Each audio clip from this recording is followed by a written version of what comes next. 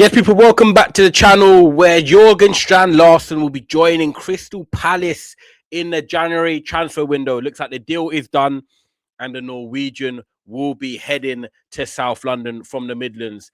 And this is a deal that has been pending for Jorgen Strand Larsen, a player that we know a lot of clubs like Nottingham Forest have been involved in. Now Crystal Palace, with potentially the departure of Jean-Phillipe Mateta.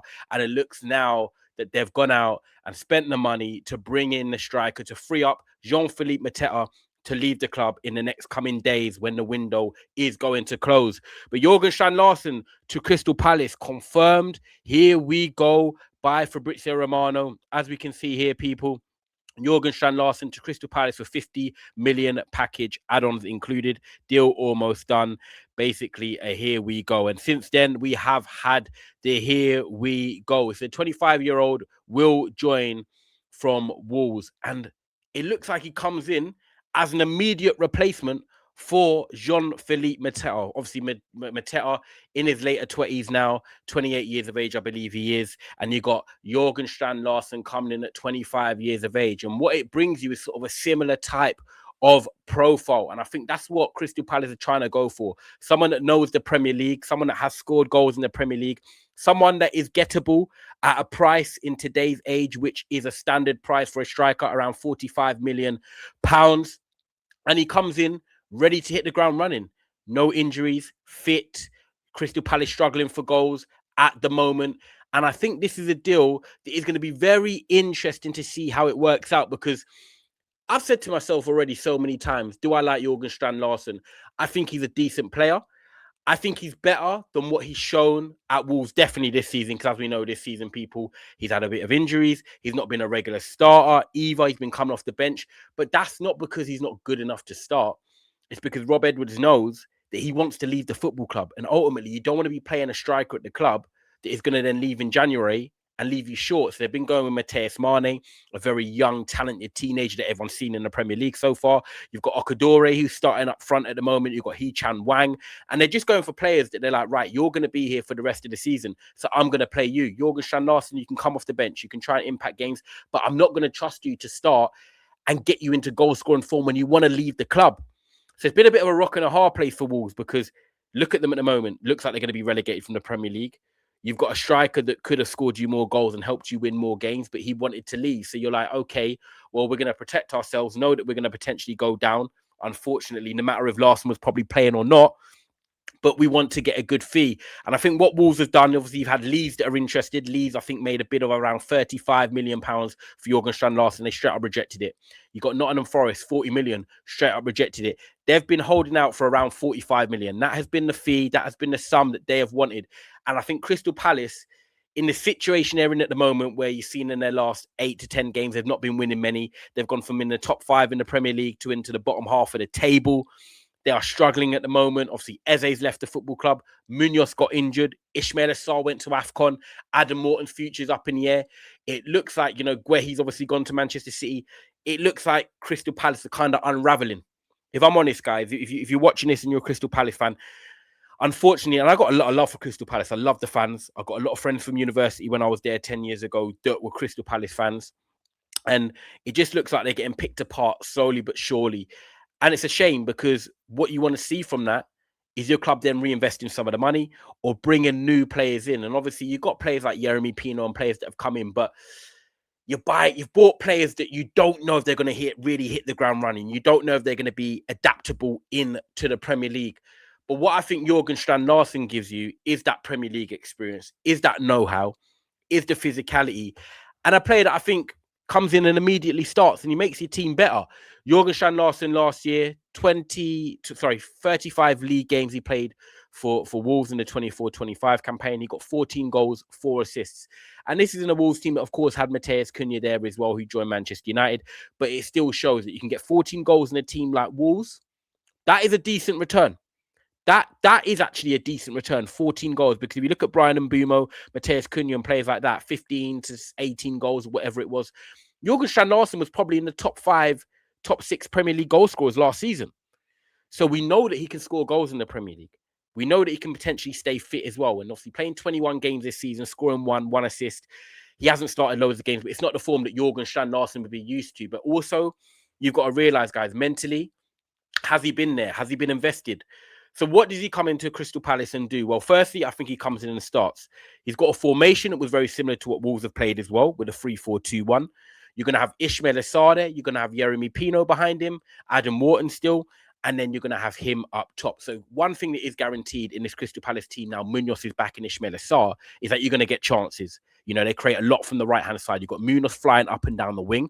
What is very, very good with Munoz is he's got a final ball. He can cross the ball well, low across the box and in the air. And we know that Jorgen Strand Larsen is strong in the air. We know that he can finish inside the box. He will get across his man, or he can peel off at the back post. So I think stylistically, when you look at Mateta and the type of goals he scored, you know, crosses into the box, playing off the last man as well, where you got Ismail Assar and Munoz and Pino creating, I think Jorgen Strand Larsen can sort of be a like-for-like copy.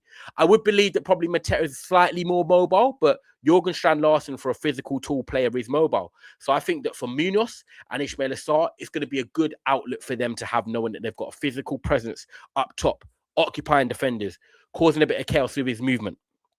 I think another thing for me with Jorgen Strand Larsen is he's got decent link-up play. And I think if you're going to play up top at a team like Crystal Palace, where you might not have all the ball in the game, you're going to have to suffer at times. You're going to have to be an outlet, bring other players into play. I think that's what Mateta is very good at. Look, Mateta, for me, misses a lot of chances. I think Crystal Palace fans will admit that. Him and Ollie Watkins give me similar vibes. Ollie Watkins needs 3 chances to sometimes score. I think Jean-Phillipe Mateta is the same. But because they work hard, they run the channels, they're always involved in the play, the physical side of the aspect of the game. Sometimes even when they're not scoring, they're involved. They're impacting the game. And I think that is what Jorgen Strand Larsen is going to be like as well. I don't think he's a literally clinical 1 chance, 1 goal. I think he'll miss some chances, but he will score some goals.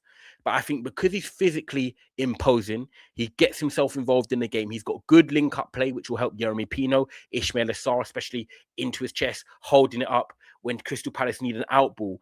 I think this style works. I think if they went for example, a Jamie Vardy or the profile they've got in Eddie Nketiah, we've seen that it doesn't always work.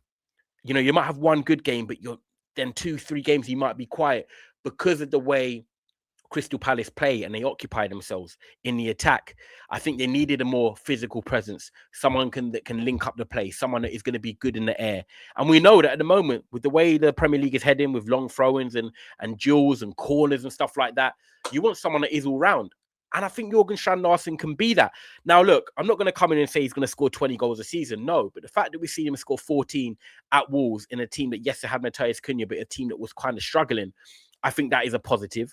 I think the fact that he's 25 years of age is also a positive. I think he's going to be coming into his prime now, 25 to 30. They're going to be there for the vital years for Crystal Palace. And ultimately, Crystal Palace do need a player. I think they've been short there in the attack. I think you look at their team lately and the results they've had, it's disappointing from a fan standpoint. Obviously, Oliver Glasner has come out and said about not being backed and not being given the keys to try and kick on with the team. And he's now obviously leaving at the end of the season.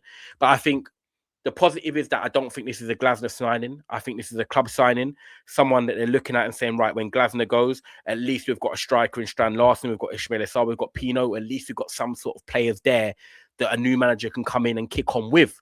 So I think this is a club signing. At 25 years of age, the profile they've gone for, I think it can work. I don't think it's all about goals with Jorgen Strand Larsen. I'm going to make that clear. I think it's about the overall product you're getting. And I think with his hold-up play and his ability in the air, I think it could be a success.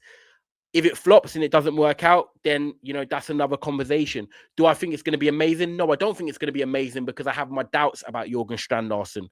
But if he puts it together, and Oliver Glasner between now and the end of the season can get Ismail Assar, Pino and Munoz creating and playing to suit Jorgen Strand Larsen, I think for 45 million, it could be a good deal because it's longevity, he's Premier League proven, and he's in the Norwegian international team. So he's around Erling Haaland and players like that. He wants to be going to the World Cup. He wants to be playing. He wants to be getting minutes.